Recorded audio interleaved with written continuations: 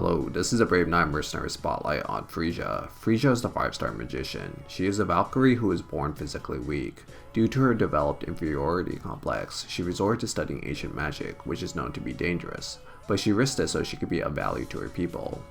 While successful, she suffers side effects from the ancient magic, one of which is her complete heterochromia, where one eye is different color from the other. Also, while studying ancient magic, her pleas to be useful to her fellow sisters eventually reached out to Tweeny, a slumbering ancient spirit, who eventually showed herself to Freesia. It's like those cute mascot characters that come out to help an anime protagonist, like the Sailor Moon cat, or the card captor squirrel angel thing, and the seemingly cute thing that turned out to be the most evil fuck! She's also very good at baking. I'll briefly go over Freesia's skills, gameplay style, and provide some of my opinions on her. I won't be going over the details of her skills, but just the general parts of it. I linked the Brave Knight Encyclopedia in the video description where you can easily read on her stats and skill values. Freesia's first skill is Sacrifice. This is a very mechanic heavy skill, so bear with me on this one. When the enemy grave is created, Freesia will gain reincarnation buff. So long as Freesia dies while having this reincarnation buff, she will resurrect with full life again. Do you know that any buff that she has prior to resurrection will not be retained? She only gets to keep her permanent skills. Also, when she resurrects, she will be in a cast ready state. She's currently the only mage with potential to attack on the first round. The requirements are a bit cumbersome. Basically, an enemy has to die for her to receive the resurrection buff. Then she has to die afterwards and resurrect in a cast ready state, and then she has to move afterwards.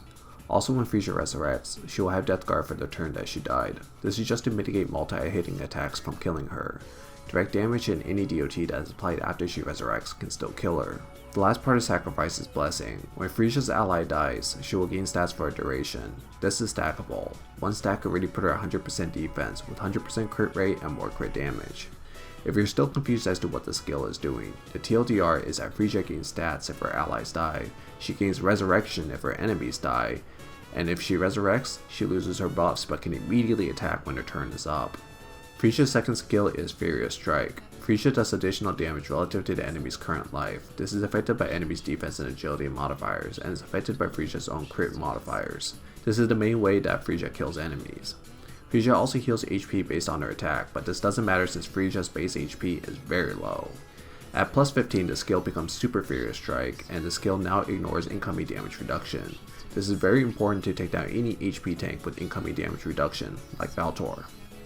Freesia's third skill is Samsara. The skill doesn't do anything really, and just makes sure that Freesia cannot receive any other resurrection buffs, and that her permanent passive buffs are still retained after resurrection. Freesia's awakening skill is Stats Weakening Immunity. Freesia is immune to all stats weakening type, like curses.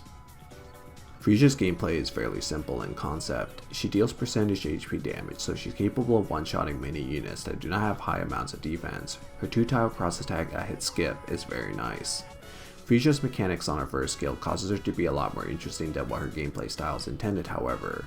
Freesia has a lot of conditions where she can be stronger and tenacious despite her overall subpar stats. Freesia will drastically begin to change as allies and enemies begin dying off. If the right conditions are met, she can even attack first round. The later Freesia moves, the more likely that this can happen, so players often have Freesia move fairly late in their turn order. Freesia could be used as a tank, although there's a fair share of gambling involved. With the right conditions, she could even survive hits from Alec and Levia, who both deal direct damage. If a grave is created on both sides, Freesia will have both of her buffs, and she will have the stat enhancement from her ally's death, which pushes her to 100% defense, and she will have the resurrection buff from the enemy that allows her to come back to life. Because of Freesia's 100% defense, Alec and Levia cannot one-shot Freesia with their normal attack, and needs to kill her with their direct damage, which means Freesia safely resurrects without fear of her death guard being ignored, and she comes back to life. If Freesia only has a resurrection buff, she ends up being too fragile and will die to both Levia and Alec's normal attack, and the direct damage afterwards kills her right after she resurrects. It's possible to end up in situations where Freesia tanks a hit and resurrects, and then it's your turn and you kill another unit, and she ends up regaining a new resurrection buff in which she ends up taking another hit and coming back alive. So long as you keep killing off units, Freesia will continue coming back alive. This can make her surprisingly sticky despite having no traditional tank qualities. Offensively, Freesia could check most low defense units or units that solely rely on HP to tank. She will be blocked off by 100% defense units however, so pay that in mind. She may also underperform if she just comes back to life and she doesn't have her blessing buff, since that provides a huge damage boost. I'll go over what Freesia Encounters. Freesia is designed to take out any unit that lacks defense. Because she does scaling HP damage, she works very well against HP tanks like Baltor, Kali, Benshina, and Grand Hilder. Do note that if any of these units are running shield runes or they're backed up by Sola, Freesia needs considerably more crit damage to overpower them. She can take out many supports, mages, and warriors as well, so long as they don't have 100% defense or near it. As mentioned earlier, she's a situational tank for Alec and Levia. It's hard to set it up in an arena, but when it happens, Freesia can really take one for the team. Also, because she gains 100% defense due to Blessing if her ally has died, she can end up tanking things that don't pierce defense, like Eleanor, Christina, and Angelica. I'll go over some Freesia Encounters now. Freesia is easily beaten by Seto. The issue is when Freesia attacks Seto, she dies before Seto applies a DOT onto her. When she resurrects, the burn is applied onto her afterwards, and she will quickly die afterwards. The only way that Freesia can live is that if she survives one tick of the DOT and you manage to kill another unit right after she hits Seto, so that she can resurrect again after the DOT kills her. It's not a very common situation. Freesia is also easily blocked by any 100% defense unit. Orphina, Eden, Dolby, Levia, those are some examples.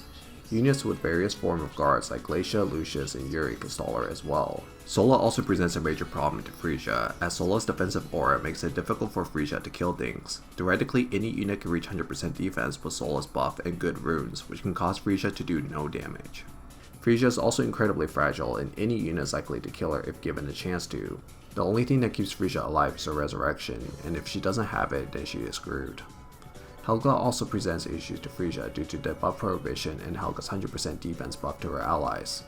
So some synergies with Freesia. Freesia really depends on a strong opening for her allies to kill enemies and get ramped up. Units with immense kill pressure on initiation like Alec or Bane are good choices. Freesia is also commonly ran with Sola, since Sola needs 4 mage components to get her offensive aura. Freesia also heavily benefits from the offensive aura as well. Freesia also really likes Celia's Curse. Celia's Curse can reduce an enemy's defense, which gives Freesia more leeway to kill units. Otherwise, Freesia is fairly flexible. Freesia shares the same set bonus that grants attack with Kaina and Grace. Kaina is irrelevant until she gets her companion, and Grace is far too niche to be used in most situations that isn't Guild War. Freesia depends on crit damage and crit chance, not attack, so don't build around the set. Also, Freesia is one of the few characters that can resurrect on her own and has a condition where she cannot receive other resurrection skills. As such, she has no synergy with Belieth. Okay, so for my opinion, Freesia seems like a lot of headache for what it's worth, but she's more of a set and forget it character. If she gets her bonuses lined up and manages to fire off first round, then that's considered a huge win, but it's not something to strive for. Freesia has plenty of good, even if she just attacks normally. Her tendency to get 100% defense and constantly resurrect can make her surprisingly tenacious, but Freesia runs into consistency issues a lot.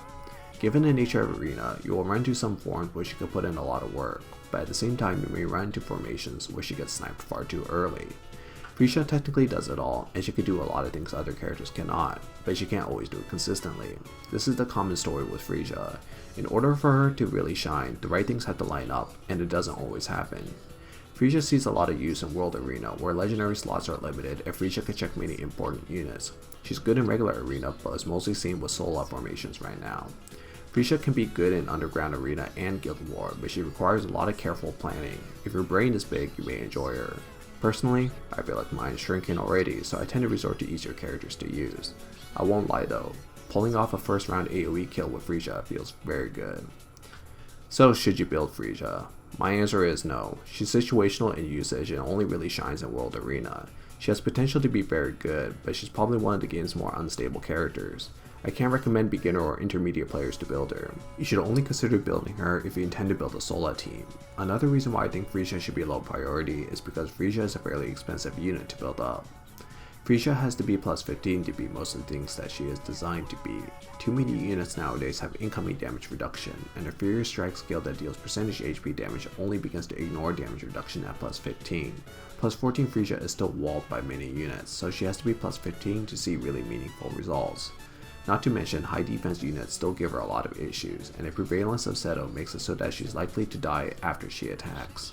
Overall, Freesia is overloaded with mechanics that can create a lot of interesting and chaotic situations in a battle, but this comes at a cost of fluctuating performance. She could almost do it all, but at a risk of not doing much. Thanks for watching my Freesia Mercenary Spotlight. Make sure to like, subscribe, and give me prayers so I can roll Eno with mileage. Thanks.